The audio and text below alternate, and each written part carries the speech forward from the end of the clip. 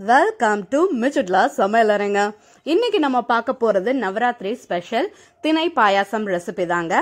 இது எப்படி செய்யறதுங்கிறத வீடியோக்குள்ள போய் பார்க்கலாம் வாங்க. இன்னும் நீங்க மிச்சுட்லா சமையலறை சேனலை சப்ஸ்கிரைப் பண்ணலையா?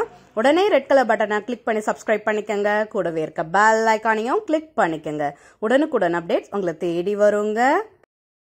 நம்ம இன்னைக்கு பண்ண போறது திணை பாயாசம். குக்கர் ஒன்று அடுப்புல வச்சுட்டு அதுல 1/2 டம்ளர் அளவுக்கு பாசி பருப்பை சேர்த்திக்கிறேங்க. இதை சேர்த்திட்டு இதை நல்லா ட்ரை ரோஸ்ட் பண்ணணும். நல்லா வாசம் வர்ற அளவுக்கு வறுத்து எடுக்கணும். கொஞ்சமா பொன்னிறமா சவுந்தனையும் நம்ம அடுப்பு ஆஃப் பண்ணிடலாம். இந்த மாதிரி வறுத்து எடுத்துக்கோங்க. ரொம்ப கருக விட்டுற வேண்டாம். இப்போ நல்லா சிவந்தும் வந்துருச்சு, கலர் மாற ஆரம்பிச்சிருச்சு, வாசமும் வர ஆரம்பிச்சிருச்சு. ஸோ நான் பவுலுக்கு ட்ரான்ஸ்ஃபர் பண்ணிட்டேன்.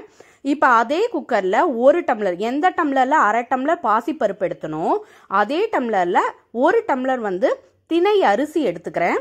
இதை நம்ம கொஞ்சம் வதக்கி எடுத்துக்கணும், ட்ரை ரோஸ்ட் பண்ணி எடுத்துக்கணும். அதுக்கப்புறம் நம்ம செஞ்சோம்னா நம்மளோட பாயசம் சூப்பராக இருக்கும். இந்த திணை சாதமும் நல்லா சீக்கிரம் குழஞ்சு வெந்துடும். அதுக்காகத்தான் இந்த மாதிரி பண்ணுறோம். இது நல்லா அரிசி பொரிஞ்சு வர்ற அளவுக்கு இந்த மாதிரி வறுத்து எடுத்துக்கோங்க. நம்ம வறுத்து எடுத்த அரிசியும் பருப்பையும் நல்லா வாஷ் பண்ணிட்டு ஒரு இடத்துல ஊற வச்சிடலாம். நல்லா ஊறட்டும். இப்போ ஒரு 20 நிமிஷம் ஆயிடுச்சு. நான் குக்கர் ஒன்று அடுப்பில் வச்சுக்கிறேங்க. இதில் தேவையான அளவுக்கு தண்ணி சேர்த்திட போகிறோம். தண்ணி எவ்வளோன்னு பார்த்தீங்கன்னா, நம்ம 1 டம்ளர் திணை அரிசிக்கு 2 டம்ளர் தண்ணி வைக்கணும். அதே மாதிரி 1/2 டம்ளர் பருப்புக்கு 1 டம்ளர் தண்ணி வைக்கிறோம். 2 பங்கா வைக்கிறோம்.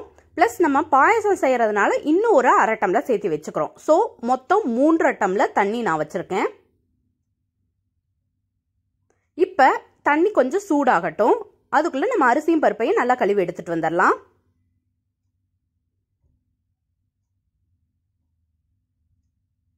இப்ப தண்ணி சூடாக ஆரம்பிச்சிருச்சு. லைட்டா குன்னையா பபிள்ஸ் தெரியுது பாருங்க. இந்த ஸ்டேஜ்ல அரிசியும் பருப்பையும் இதுல சேர்த்திடலாங்க. திணை அரிசியும் பருப்பையும் இதில் சேர்த்திடலாம். சேர்த்திட்டு நம்ம என்ன பண்ண போறோம்னா, மூடி போட்டு ஒரு 3 விசில் மட்டும் விட்டு எடுக்க போறோம். இது வேகும் போது கொஞ்சம் மீடியம்ல இருந்து ஹை ஃப்ளேம் அந்த ரேஞ்சுக்கு வச்சுக்கோங்க. இப்போ மூடி போட்டு 3 விசில் விட்டு எடுத்துட்டு உங்களுக்கு காமிக்கிறேன். இப்போ 3 விசில் வந்துருச்சு, வெயிட் ரிலீஸ் ஆயிடுச்சு. நம்ம ஓப்பன் பண்ணி இந்த திணை அரிசியும் பருப்பையும் நல்லா கொஞ்சம் மசிச்சுக்கலாம். கரண்டி வச்சே லைட்டாக மசிச்சு விட்டுருங்க. ஏன்னா பாயசம்ங்கிறதுனால ஏற்கனவே அது குழஞ்சுதான் வந்திருக்கும், எக்ஸ்ட்ரா தண்ணி ஊற்றி இருக்கிறதுனால. இருந்தாலும் சும்மா கரண்டி வச்சு லைட்டாக மசிச்சுக்கோங்க. மசிச்சுட்டு இதில் நம்ம பால் சேர்த்திக்க போகிறோம். சாதாரண பால் தான், நான் பசும்பால் சேர்த்திக்கிறேன். உங்கள்கிட்ட பேக்கெட் பால் கிடைச்சா பேக்கெட் பால் சேர்த்திக்கலாம். 1/2 டம்ளர் அளவுக்கு பசும்பால் சேர்த்திக்கிறேன். அதாவது அரிசி பருப்பு சேர்த்து 1/2 டம்ளர் போட்டோம், அதே அளவுக்கு நான் பால் சேர்த்திக்கிறேன். இது நார்மல் பால் தாங்க. இதை சேர்த்திட்டு இதை நல்லா கலந்து விட்டுருங்க. இந்த அரிசி பருப்பையும் நல்லா இந்த பால் கூட சேர்த்து நல்லா கலந்து விட்டுருங்க. இப்போ நம்ம பால் சேர்த்திருக்கோம். நம்ம இறக்க போகும்போது இது கூட தேங்காய் பால் சேர்த்துவோம். ஸோ உங்களுக்கு கரெக்டான கன்சிஸ்டன்சியில் வரும். இப்போ சேர்த்தி கலந்துட்டு ஒரு நிமிஷம் விட்டுறலாம். 1 நிமிஷம் குக் ஆகட்டும். அந்த குக்கார கேப்ல நான் என்ன பண்ணேன்னா, மண்டவளத்தை இடிச்சு எடுத்துட்டு வந்துட்டேன். இது என்னன்னு பாத்தீங்கன்னா, 1 டம்ளருக்கு 2 டம்ளர் அளவு மண்டவளம் சேர்க்கணும். 1 டம்ளர் திணை அரிசி எடுக்கிறீங்கன்னா 2 டம்ளர் அளவுக்கு மண்டவளம் சேர்க்கணும். இப்ப லைட்டா கொதி வர ஆரம்பிச்சிருச்சு நம்ம பாயசத்துல. ஸோ இந்த ஸ்டேஜ்ல நான் மண்டவளத்தை சேர்த்திக்கிறேன்.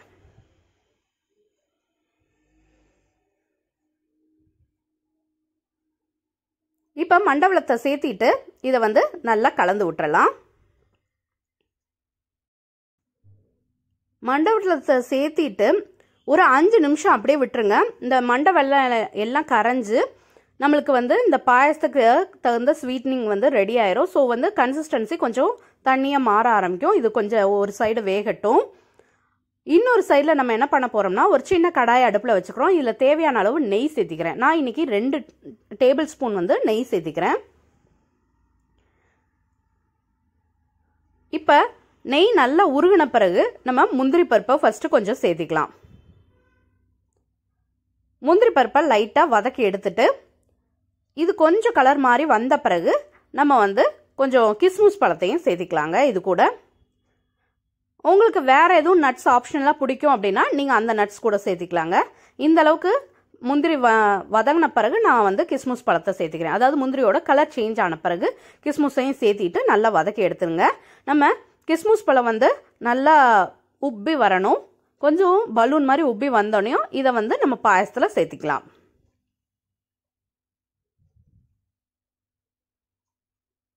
இப்போ பாருங்க நம்மளோட கிஸ்மிஸ் பழம் எல்லாம் உப்பிருச்சு. இதை வந்து பாயசத்தில் நான் சேர்த்திக்கிறேன். நம்ம ஒரு கலக்கி விட்டுறலாம். ஏன்னா நம்ம மண்டவளை எல்லாம் கரைஞ்சிருக்கும். இந்நேரம் ஒரு கலக்கி விட்டுட்டு இப்போ நான் இந்த நெய்யில் வறுத்து வச்சேன் இல்லையா, முந்திரி பருப்பும் கிஸ்மிஸ் பழமும் அந்த நெய்யோடவே சேர்த்திக்கிறேன். ஸோ உங்களுக்கு வந்து டேஸ்ட் வந்து நல்லா என்ஹான்ஸ் பண்ணி கொடுக்கும் நெய் சேர்த்திருக்கிறதுனால. இப்போ இதை சேர்த்திட்டு நல்லா கலந்து விட்டுறலாம்.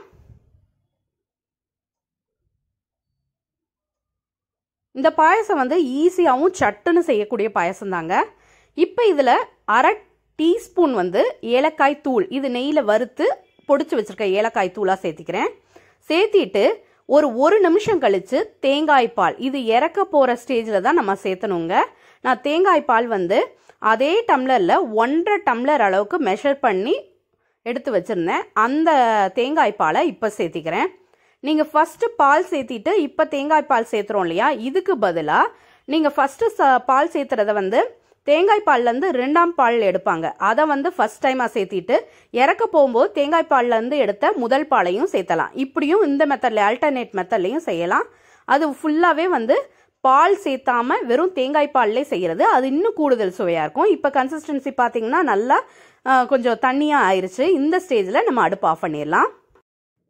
நம்மளோட சூப்பரான நவராத்திரி ஸ்பெஷல் திணை பாயாசம் ரெடி ஆயிடுச்சு. இதை வந்து நீங்களும் இதே மாதிரி ட்ரை பண்ணி பாருங்க. ரொம்பவே ஹெல்த்தியான பாயாசம், ரொம்பவே டேஸ்டியா இருக்கும். நீங்களும் இதே மாதிரி ட்ரை பண்ணி பாருங்க. ட்ரை பண்ணி பார்த்துட்டு எப்படி வந்துச்சுங்கிறத மறந்துடாம எனக்கு கமெண்ட் செக்ஷன்ல கமெண்ட் பண்ணுங்க. இந்த வீடியோ உங்களுக்கு பிடிச்சிருந்தா என் வீடியோவை லைக் பண்ணுங்க, ஷேர் பண்ணுங்க, கமெண்ட் பண்ணுங்க.